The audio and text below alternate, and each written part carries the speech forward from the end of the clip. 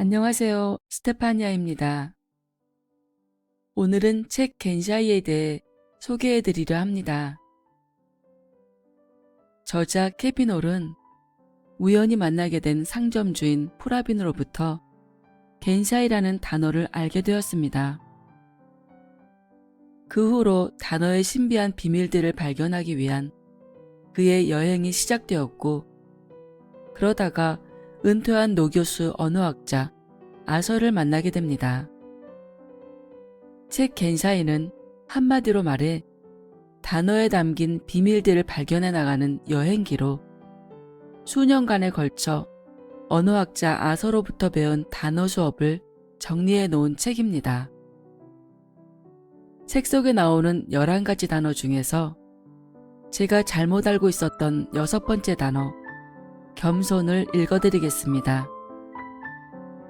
여러분도 진정한 겸손의 의미가 무엇인지 다시 한번 생각해보는 시간이 되시길 바랍니다.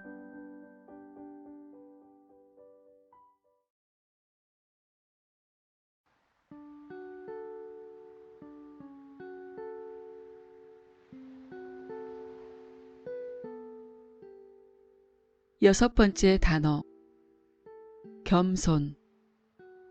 비옥한 흙, humility.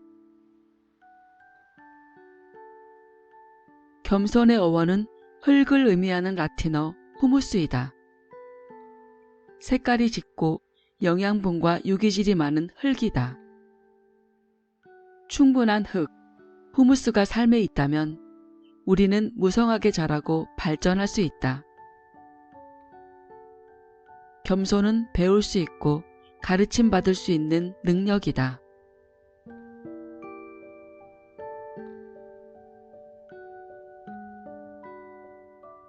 등불이 계속 타오르려면 기름을 계속 넣어 주어야 한다. 마더 테레사.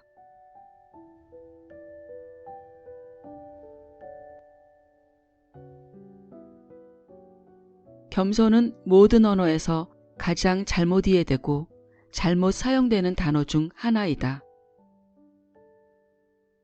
겸손은 수동적이고 복종하는 것이 아니며 어깨를 축 늘어뜨리고 고개를 숙이고 굽실거리며 시선을 밑으로 내리는 것도 아니다.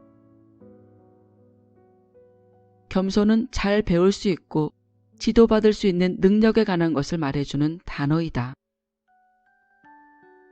겸손은 배우고 성장하고 삶을 확장하는 일에 끊임없이 전념하는 것을 의미한다. 그것은 크레센도의 삶을 사는 것이다. 어깨를 펴고 고개를 똑바로 들어 자신이 될 수 있는 최고가 되기 위해 나아가고 자신의 힘을 최대한 발휘하는 것이며, 그런 다음 자기의 영역을 넓혀 다른 사람도 그렇게 되도록 돕는 것이다. 겸손은 바퀴의 중심, 즉 자기를 다스리는 일과 리더십 사이의 견고한 핵심이다.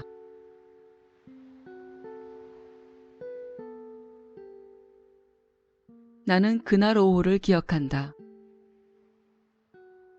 아서가 무심결에 나에게 겸손에 대해 가르쳐주고 자기 개발의 여행을 시작하기에 너무 늦은 때가 없다는 것을 강조한 그날을. 그날 나는 예정된 단어 수업 시간에 조금 늦은 상태였다. 마침내 퇴직자 전용 아파트에 도착해 아서의 원룸으로 이어진 복도를 걸어가는데, 아서가 복도에 의자를 내다 놓고 앉아 나를 기다리고 있었다. 그는 한 권의 책을 읽고 있었다. 책을 덮을 때 보니 제목이 주문에 걸리다, 스펠바운드였다.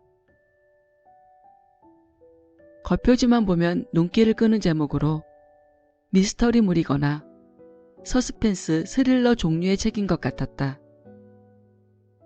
그런 다음 나는 책 표지에 적힌 부제목을 보게 되었는데 그것은 다음과 같았다. 영어 철자법, 스펠링의 뜻밖의 기원과 놀라운 비밀들.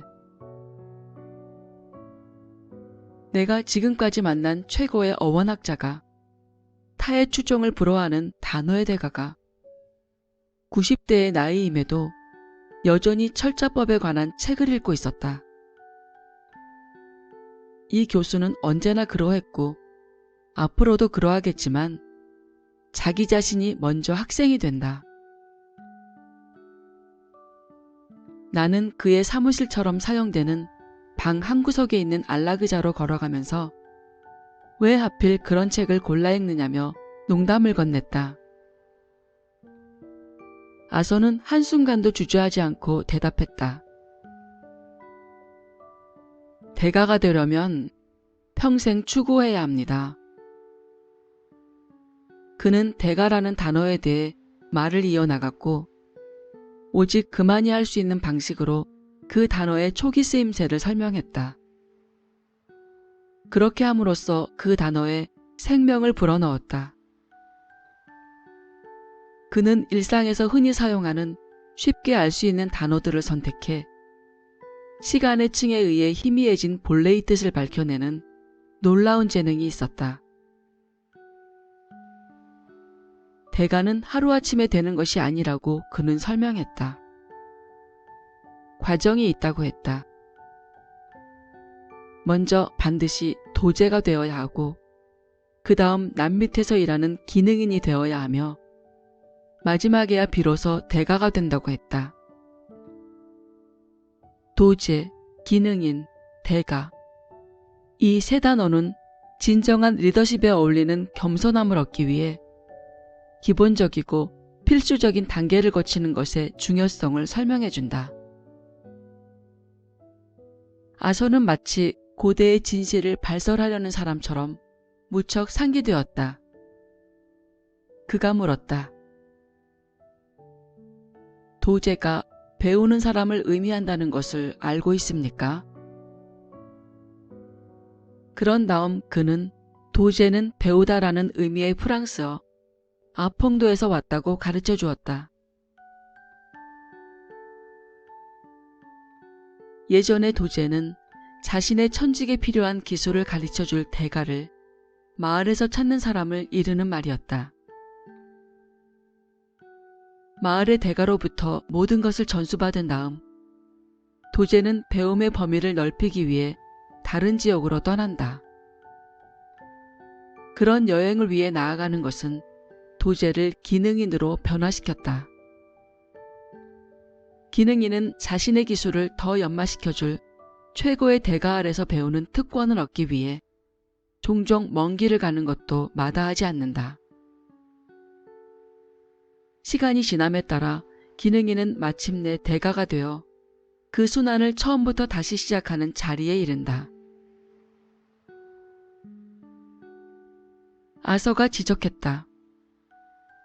하지만 대가는 결코 배우기를 멈추지 않습니다.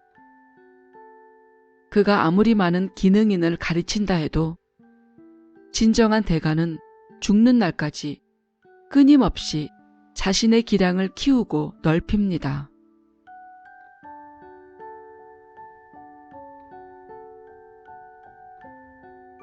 변화를 한다는 것은 고개를 숙이고 따르는 것이다. 한때 잠자고 있던 씨앗은 자신의 목적을 이루기 위해 땅을 뚫고 나오면서 구부러지고 꺾어지는 묘목으로 탈바꿈된다. 도전은 변화를 만들고 변화는 성장의 계기가 된다. 목표를 세우는 것은 일부러 도전을 만드는 한 방법이다. 마치 물처럼 목표는 나를 유지시키는 힘을 가지고 있다. 잘 계획된 목표는 나에게 장애물을 받아들이고 통과하고 돌아가게 하는 힘을 준다. 능력과 재능은 목표 성취를 위한 연료가 되지만 재능은 개발하지 않으면 위축된다.